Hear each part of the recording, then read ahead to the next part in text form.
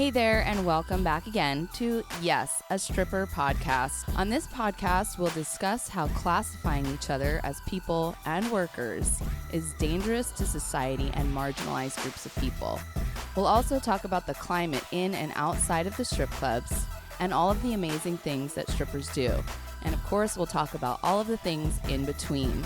I'm your queen, A.M. Davies, and this is YAS, a stripper podcast. Hey there, and welcome back to another episode of YAS, a stripper podcast. Today's format is very different. We decided to have strippers call in from all over the world. We have mostly American strippers, but also from the UK and from Canada as well.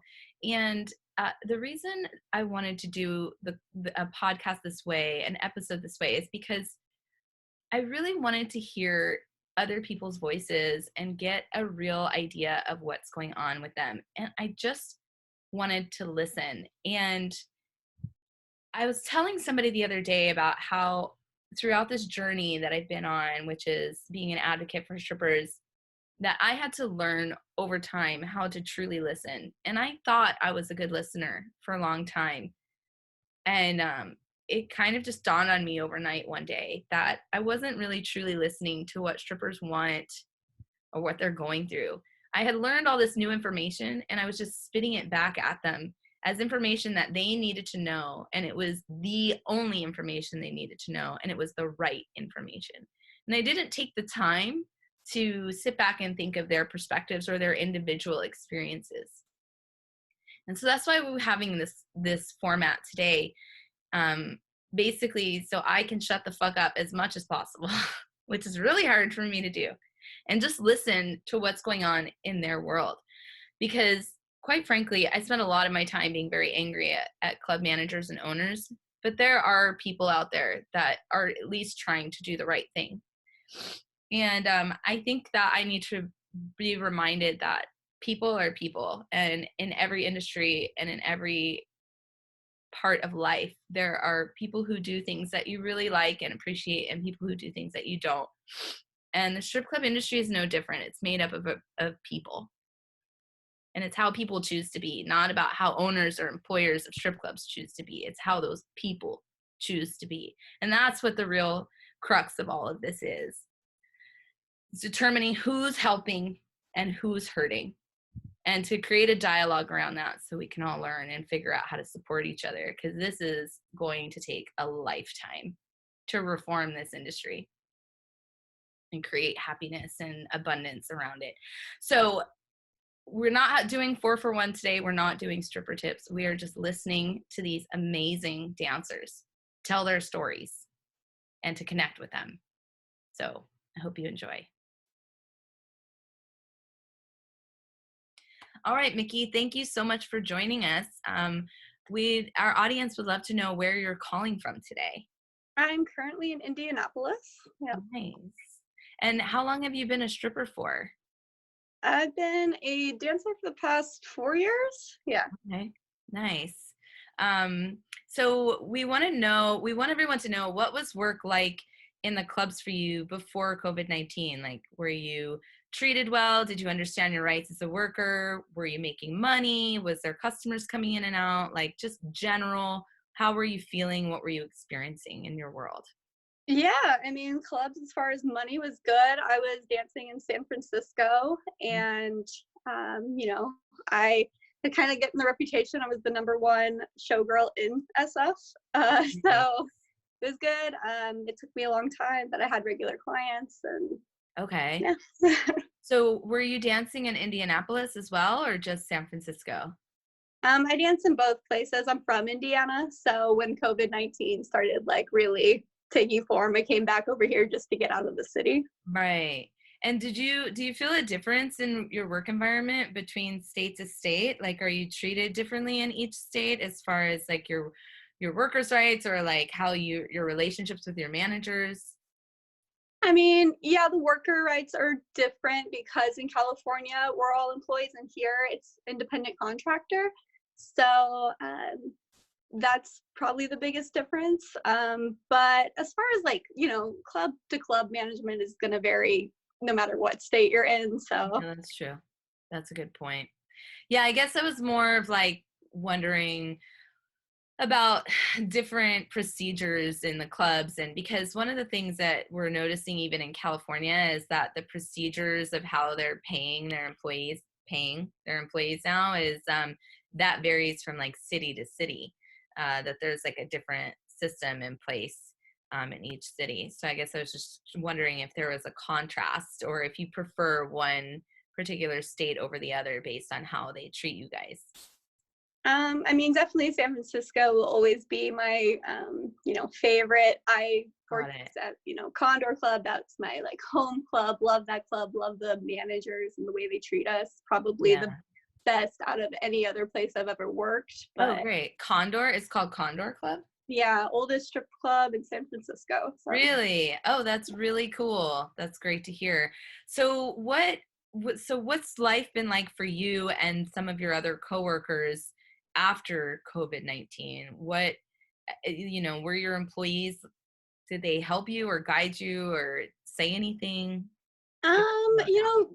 Communication between the clubs has been very minimal. They kind of just sent out one general text message to everybody, just being like, hey, like you can apply for,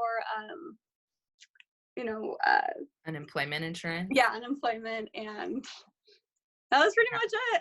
So they did tell you that. They encouraged you to apply. Yeah. Okay. And that's it. It's just like a little... I mean, I didn't really... Like, what about when you guys closed, like when they shut things down, like how did they handle that?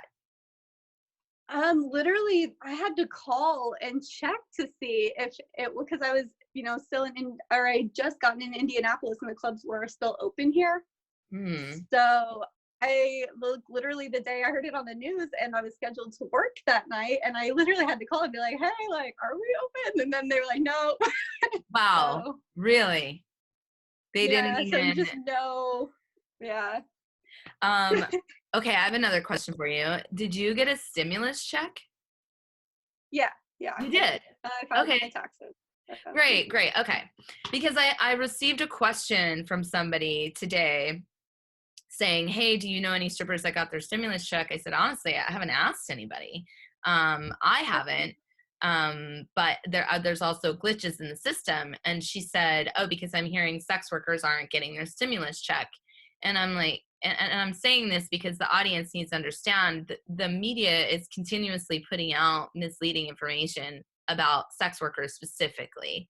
And and so it's a misconception, it's misleading information. If you're reading that in the media that sex workers are not getting their stimulus checks, that's not true. And I had a feeling that was true. So I'm really glad that you said yes. So thank you. Yeah, I got mine a couple of weeks ago. So hey, and does the IRS know that you're a stripper or a sex worker? I mean, yeah. I mean, I don't know because the company. I think it has to do with your employer and how they. Because obviously not every strip club, like I'm under Saw Entertainment, so not everything is going to be like, oh, that's definitely like a strip club or whatever. Yeah, see, I don't think the IRS discriminates when it comes to that. I mean, I just don't really think that there's a good way for them to tell. Yeah, I agree with you on that one. I do agree with you on that one. So, okay, great. That is excellent news. I'm so glad. So let me just check and make sure we've gone through all of these things. Okay, here's my last question. How are you surviving? What are you doing to maintain your income during this time? Yeah, so maintaining the income has definitely been a struggle. I was fortunate enough, I did have ample saved up.